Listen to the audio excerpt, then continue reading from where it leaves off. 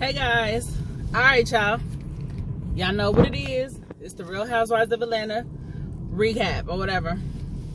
All right, so they start out, hold on, I'm like, what is love? Okay, so they start out, Cynthia throws Eva a baby shower, which I thought was nice. Let me tell you something about Cynthia though, y'all. I feel like Cynthia, don't get me wrong, that was a very nice gesture that she would, throw, Eva a baby shower or whatever. But have you ever knew somebody who sometimes go out of their way to be friends with people?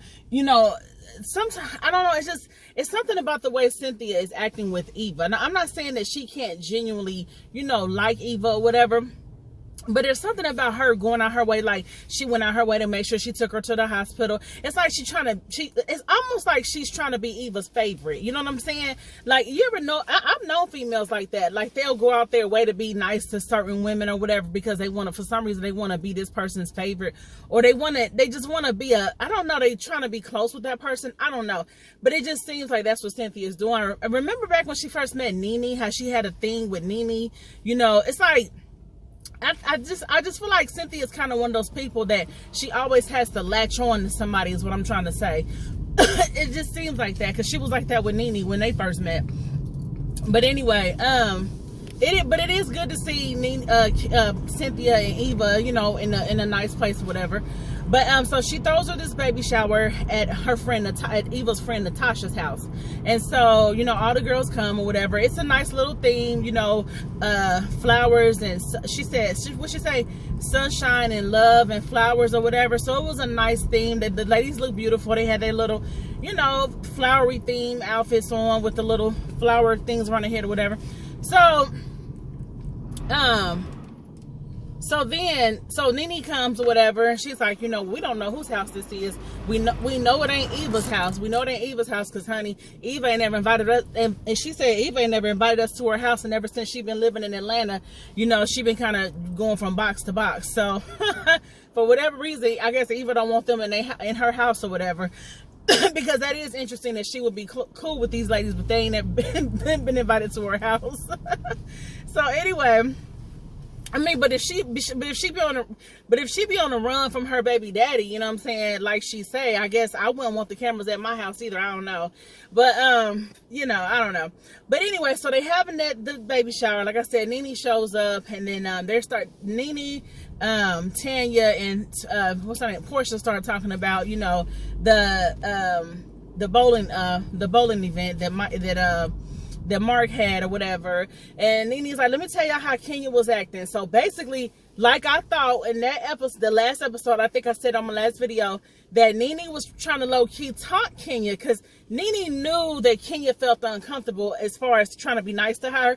But Nene also knew that Mark's ass was keeping Kenya's kin in check or whatever, like making her go along with some shit that he knew she didn't want to go along with. And Nene was basking in that shit. Because on this episode, she was like, let me tell you how Kenya was acting. She was like, it was like, Mark was just saying this is his name. Kenya just shut up. She was like, and so Portia chimed in too and was like, yeah, it's like, when Mark's around, it's like Kenya be like, oh, even if Kenya throws shade, Kenya be like, oh, no, I didn't mean it like that. And so they were saying that Tanya could have probably came to the event, but Tanya was saying how, basically Kenya made it her business to say she couldn't come if she wasn't bringing her man or whatever. So they were like, you probably could have still came or whatever. So they was talking about that. So then Kenya walks in, and the room just got real quiet, like crickets and shit. So Kenya, I don't even think she spoke to Nene, but she comes in, they sit down, they all talking or whatever. And so they all talking or whatever for a minute. Then Cynthia announces it's time to come in because they all about to play baby games, baby shower games or whatever. So they play this game or whatever. Out of all the games they play this one where they have to suck on the bottle. And I've played that before too at a baby shower. You have to suck the bottle. You have to suck all the content out of the bottle at a certain time or whatever. Shamia's ass cheated. Bitch she gonna bite a hole into the damn bottle. Bitch, damn, you want to win that bad? So I think really Tanya won that little game or whatever. But anyway, so they started talking. So when the baby shower is pretty much over, Candy pulls Tanya and Kenya to the side, like, hey, let me talk to y'all for a minute. So Candy tells Tanya, like, you know, I want you to be able to set aside the negativity that has transpired between you guys, and I want you to put that to the side, and I want you to come to Mark's event or whatever. And so she's like, I want you and Paul to come. So Tanya's like, I mean, you know, I'll run it by Paul, but I'm gonna be honest with you, I don't really think he gonna come, because I don't think he would want to be in the presence of someone who made this frivolous, you know, claim, you know, towards him or whatever. And Kenya's like, well, it was actually made towards you. And then Tanya's like, no, it was made towards Paul, and I don't think he's gonna want to be around. You know, I don't think he's gonna want to be in basically in Kenya's presence. And I can't say that I would blame Paul, you know, because Kenya was being messy as fuck in his relationship with Tanya, and I felt like what Kenya did was disrespectful, you know, especially for the cookie lady to turn out to be basically a false ass bitch. Like, girl, bye. You know what I'm saying? There was really no proof there that Paul was trying to talk to your ass or whatever, and it was just so fucking messy. And I don't blame Tanya. You know, I wouldn't want my man around that shit either. And if I was Paul, I wouldn't want to be around Kenya either, because, you know, that was just a messy thing. I don't care what event it's for. And I don't like how Kenya tried to be like, well, I don't know why, you know, she can't put that to the side. You know, this is for Mark. Kenya, nobody's going to break their neck for Mark like you do. You know what I'm saying? Like, you know, that's why you can't go around being mean to people and then turn around and want them to do you a favor, because that's pretty much what you're doing. You want her to show up or whatever. Well, you want her man to show up or whatever. But Tanya ended up showing up anyway. I'll get to that. So anyway, so they're talking or whatever. So, you know, Kenya gets irritated because she's like, you know, she talking about it. Well, if Tanya don't show up, if she can't put this to the side, that just shows her character. No, it doesn't. That doesn't show her character. It's just, that shows your character. You're the one shaded this girl and tried to try to make her relationship look like it was a fucking joke. And now you want to turn around and ask her and her man to come to you and your husband's event. I don't see nothing wrong if Tanya didn't go. You know what I'm saying? But anyway, so they moved from that.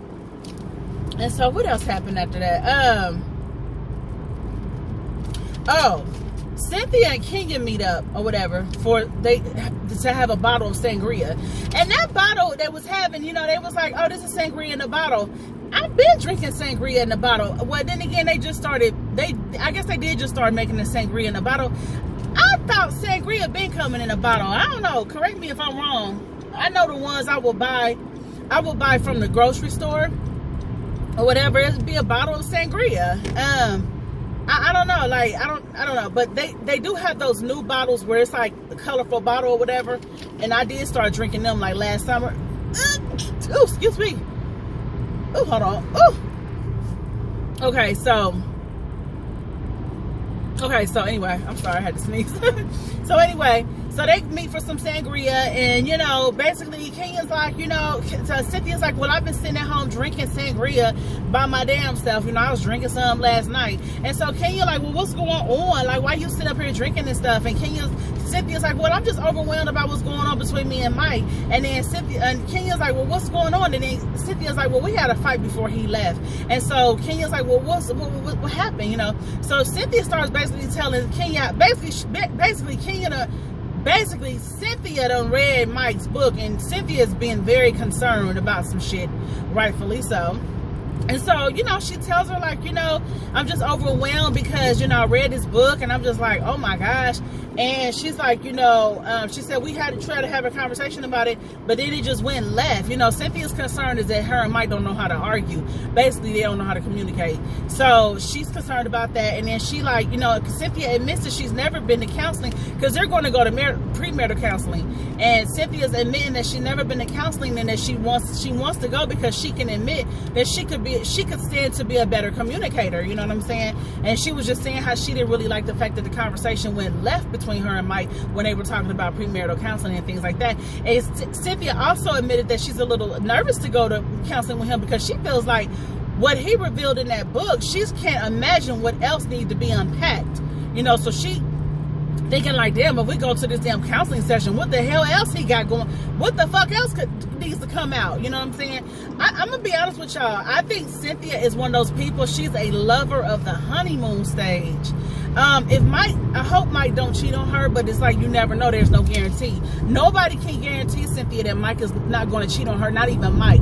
Mike cannot even guarantee her that. It's just a chance Cynthia's going to have to take. And I think too, with Cynthia knowing his past and stuff, I think now she's becoming very, you know, the thing is, Mike, it's like he just cheated just to be cheating. I don't know. And so I think if Cynthia was to go through with this marriage with him, and then he turned around and cheat on her, I think Cynthia's going to feel like, damn, the writing was on the wall. I should have known he was going to do this. But Cynthia can't look at it like that. You know what I'm saying?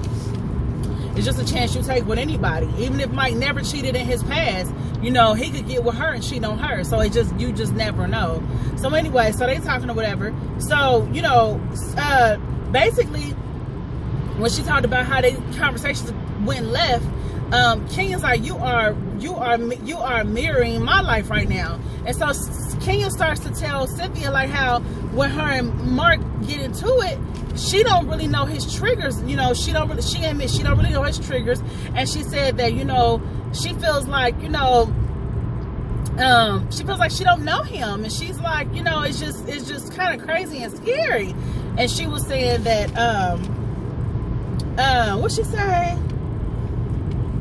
Hold on. She said in the 3 years that they've been married or they've been together, he's only apologized to her one time. She said he's not the kind of man that admits when he's wrong. He doesn't like to apologize and things like that. Y'all, sorry for this sun. It's a beautiful day, actually. It rained earlier, but now it's all beautiful. But anyway, she said that Mark does not apologize. He's only apologized to her one time in the 3 years they've been together. I'm like, damn, that's bad. Because, honey, one of the worst kind of people to be with is somebody that don't like to admit when they're wrong and somebody that don't like to fucking apologize. I can't stand a motherfucker that don't like to apologize, especially when they're wrong.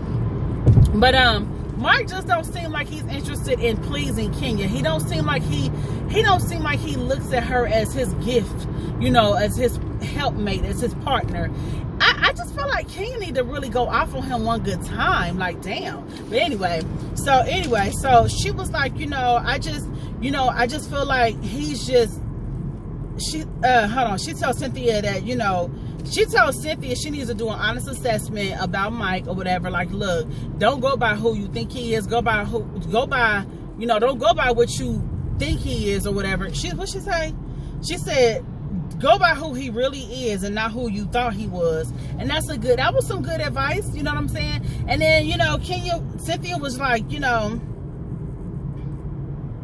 hold on.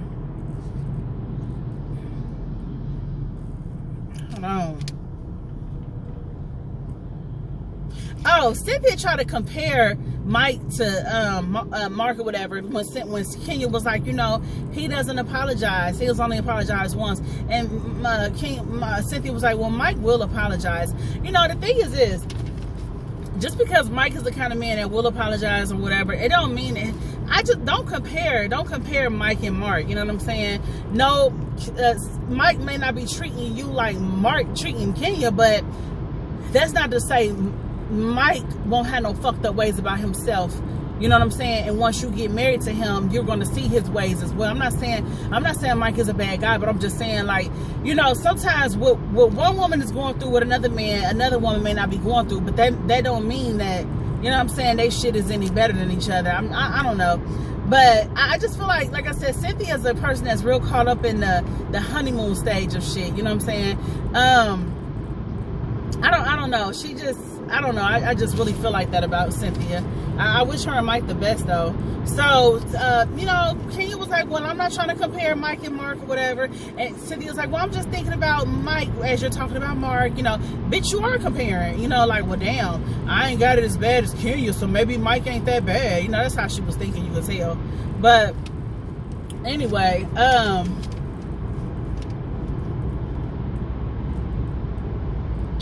Cynthia, Kenya basically says that she think Mark, you know, might be cheating, you know, might have cheated or whatever, because she was basically saying, like, you know, his transparency is not matching hers. She said she's never lied to Mark, but she can't say the same, you know what I'm saying, about him. And then she was talking about how, you know, when your man is different, when he, you know, dressing different, when he doing different shit. They need some fucking counseling if they're gonna try to be together. But I really do feel like Mark is just not here for Kenya, and it's just really kind of sad. Like, damn, it's kind of fucked up even. You know what I'm saying? Like, damn, you know, he just act like he don't like the girl. I just think that Mark I don't know, I think Mark need kind of like a, what I think is sad is that Kenya trying to take all his shit off of him just for the sake of being married and having a man. And it's fucked up, because I think part of that is because of this fucked up narrative that society has placed on women, especially black women, that if they are fucking single at a certain age in their life, that somehow it is their fault. That somehow it is their fault. And I feel like sometimes these men are not being held to fucking standard, and they're not being held accountable for none of their bullshit. So you got cases, you come out with cases like this, like what Kenya's doing, sitting up here taking this bullshit off this man, all because she want the fairy tale. She just told Cynthia, I mean, I don't want to be single. I want my fairy tale, so I really want this to work. You know, you want it to work with the wrong motherfucking person. And you know, Kenya, you know, I just think it's sad. You know, I think it's really sad. You shouldn't have to be belittled. You shouldn't have to be put down or be made like a fucking stepping stool or a fucking peon to a man just because you want a fucking man. And like I said, I think it's sad, because I think it speaks to this narrative that they have placed on women that, oh, if you're single at a certain age, maybe it's your fault. Maybe you're not submissive enough. Maybe you got too much mouth. Maybe you got a smart ass attitude. Maybe you're a strong black woman. Maybe you're too much of a strong black woman. Maybe you're an angry black bitch. You know what I'm saying? That's not always the case. You know what I'm saying? There's some women out here who will pop off on a motherfucker in a minute, and that bitch got a man that love her dirty draws. There's some bitches out here that can't cook worth a shit. Bitches can't even boil water, but they got a husband that love their fucking dirty draws. And it's all about the man and what he. I just really feel like that's bullshit when they try to put that on women. You know what I'm saying? Kenya's a beautiful girl. I do think that to some extent, I think her and Mark are just two strong-headed people. You know what I'm saying? They just are, and it's not gonna work. Like, oh my gosh, I could not be with a man like Mark. Oh, there is no fucking way. So anyway,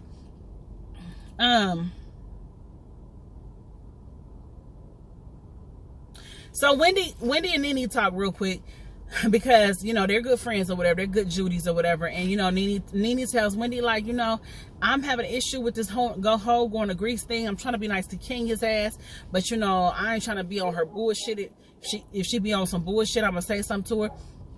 So Wendy just gave her some real quick advice. Like, look, just show these girls your best side, which is your wide hips and your ass to kiss.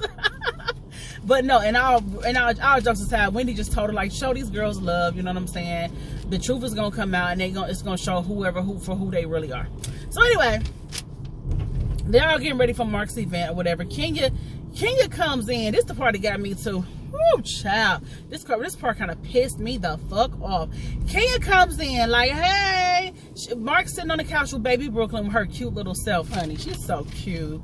So Mark's sitting on the couch with baby Brooklyn, you know, and Kenya comes in like, hey, it's your stylist or whatever, because basically, I guess she said at the last minute he asked her to style him. So she comes in with bags and shit of the clothing that she bought for both him and her or whatever.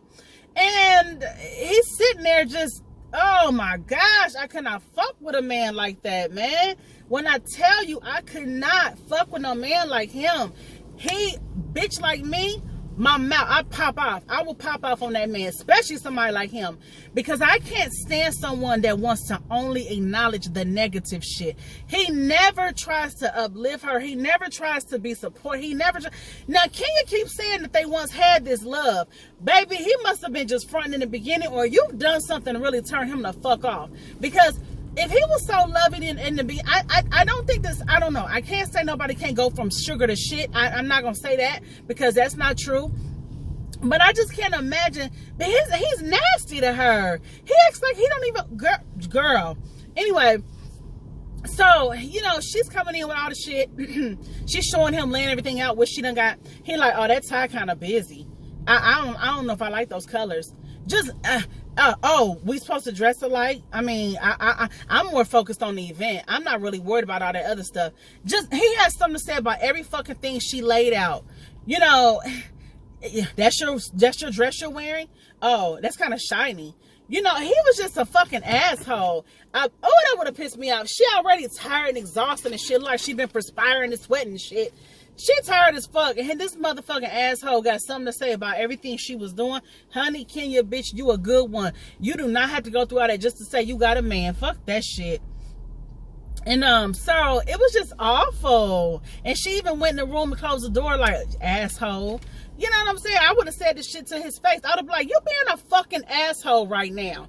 I'm sitting up here breaking my neck. Kenya needs to she needs to turn up on that motherfucker one good time. That's what she needs to do. Like, look, let me tell you something, Mr. Mark Daly. Let me tell you something. I may be your wife. I took your last name, but I ain't got to take your shit. Girl, bitch like me, I wish I could beat Kenya's mouth for one day with that man. You got me fucked up. I think it's so, again, I repeat, I think it's so sad because Kenya taking that man's shit because she want to stay married. But you see, according to the blogs and according to reports, they asses are getting a fucking divorce. So it goes to show you, you do not have to not be yourself just to have a fucking man. If that man is for you, I don't give a fuck what it is. That man is gonna be for you. You ain't gotta dumb yourself down or be a fucking peon or be disrespected just to have a man. You know what I'm saying? And you see, she did all that. He humiliated her in front of the fucking world to see. She let him humiliate her in front of the world to see, and they still got they still going down divorce avenue. Anyway, that shit pissed me off. So they get to the fucking event, the main event of the whole night. Oh my gosh, there was so much shit going on, so much rude shit going on. So they get there. Cynthia and Mike show up first because, you know, Mike was hosting it. You know, he was like the MC, whatever. You know, so Cynthia and him get there first. Well, when they get there, they're talking to someone else. So Mark comes down and he sees them talking to someone. So he kind of starts mingling with other people, I guess, you know, until they get done talking to that person. Well, he started mingling with the other people, and he didn't circle back around to come and greet, you know, Mike and Cynthia, which Mike and Cynthia thought that was a little rude, but Mike was still very gracious about it. I like Mike, you know what I'm saying? I think Mike is very good, and he's very respectful to Cynthia. But one thing I want to say is I want to go back on something. When Cynthia was like, you know, Mike's a good man. Let me tell you something. She said he's a good man. He's a good father to Noel. She said he's great with Noel. He's great with me. He's a great father. Here's the thing. That doesn't mean he's a good man. You only gonna know if he's a good man once you marry his ass and you see how he operates. I'm not quick to call somebody I'm not really quick to call somebody a good person, a good man. I feel like we are all just human beings, but we all are subject to fuck up and to make mistakes. And I heard Boris Kojo say, I'm going all off into some other shit, but I heard Boris Kojo say, you know, one of the ways him and Nicole Ari Parker, you know, they've been able to sustain their marriage this long. He was on T.I.'s podcast, matter of fact. He said, you got to allow your mate to fuck up. You know what I'm saying? And so, no, Mike is not a perfect man or whatever. I can't say if he's a good man or not. I don't know. Because just because somebody's a good father doesn't make them a good husband. Or just because somebody's a good father doesn't mean they're a good boyfriend. And that's the truth. I learned that my damn self. Just because somebody is a good father to their children does not automatically suggest or mean that they are a good husband. Anyway, so, you know, so Mike handled it graciously when, you know, Mark was kind of rude or whatever. Mark was turning everybody off that night, it seemed like. So, you know, he finally came back around and, he dapped Mike up. They hugged or whatever. And he spoke to Cynthia or whatever. And so they're talking and stuff. And so then, what happened? Everybody comes or whatever. Nene said she was in a meeting, honey. She was in a meeting that she had to just stop them. She had to leave the meeting early just to come to the event or whatever. And what I thought was interesting was there was no fucking little boys there. The shit was for boys. This was a thing for young men. There was no young men there. Marlo came with her two nephews who were cute as buttons. Her nephews were cute as buttons, as I might add. You know, Marlo comes with her nephews. They were the only young men there. That event, let me tell you something. I don't think the event was horrible, but I just think what threw it off was there was no young men there. Like that was the fucking whole purpose. How do you have an event for young men, but there's no young men there except for Marlo's two? You know what I'm saying? So like I said, Marlo brings her two nephews there, and but Marlo kind of gets turned off by the seating. And let me go back. Kenya tells Tanya, Tanya, you can't sit over here, honey. You need to sit over here. Like Tanya was a little kid out of her little seat, out of her assigned seat. I didn't like the way Kenya once again, try to pick on Tanya just a little bit.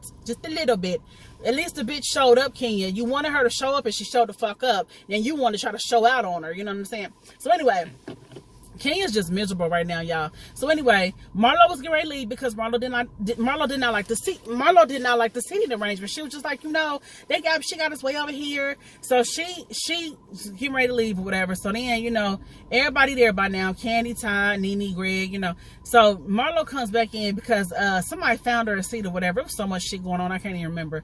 She found a seat, I think by Portia or whatever. Excuse me. And so her and her nephews came and sat down, whatever. So, what else happened? It was so much shit going on.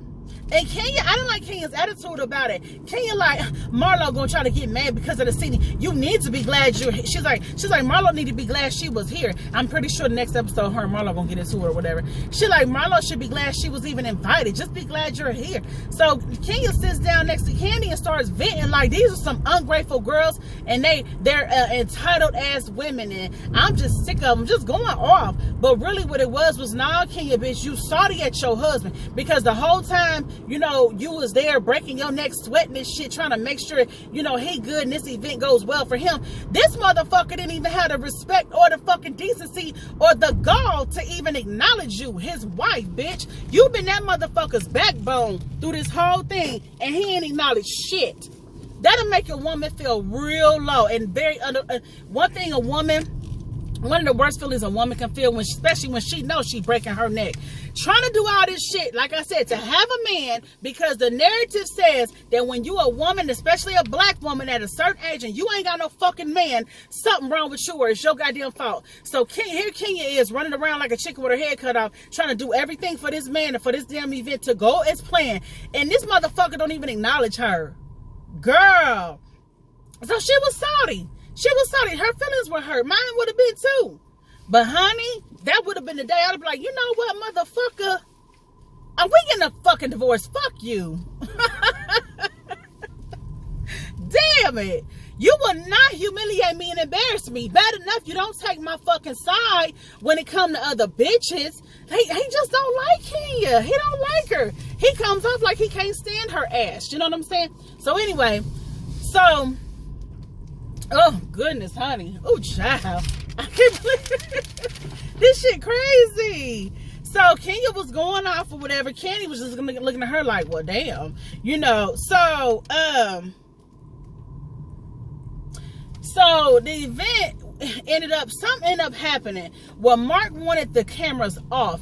Here's the bottom line. Mark Daly does not like being he does not like being really in the spotlight like this. He can't stand being on fucking camera. He can't stand this shit. This is Kenya's thing. But the thing is, when he married her, he knew who the fuck she was. She was a fucking reality star. You know what I'm saying? Excuse me. And I think in order to keep her contract or to keep her position on the show, she had to come with some type of storyline, which would have been her marriage. I don't know. They say reality TV breaks couples up. This might have did it for them. I don't know. See, I don't know how Mark was before he got married to her. Kenya said he was loving and she wanted to see them get back to that place and all that. I'm like, well, damn, he did a 360? Shit. Was he that much different? I mean, if it's all that, why take it out on you? Because he hate being on TV. He don't have to be mean and nasty and fucked up towards you. It's almost like, I don't know, he might not have been in it like she thought he was in the beginning. I don't know. Because that shit crazy. So, honey, then they showed Mark saying he just wanted the cameras cut. Just end it. End it. They try to make it look like he was saying end the relationship. I don't know. But he said end it. End it. Child, that was a lot, honey. Woo, honey. That wore me out just talking about that shit.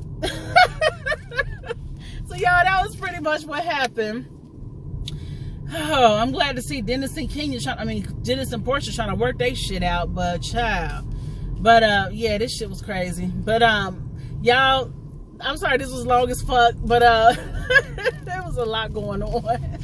So, all right, y'all, that's my recap on the Real Housewives of Atlanta. Y'all, don't forget to subscribe to my channel, and don't forget to check out my podcast, Conversations with Miss Marcy. on Apple, Spotify, TuneIn, and Anchor. And yeah, so I'm out of here, y'all. Till next time, peace.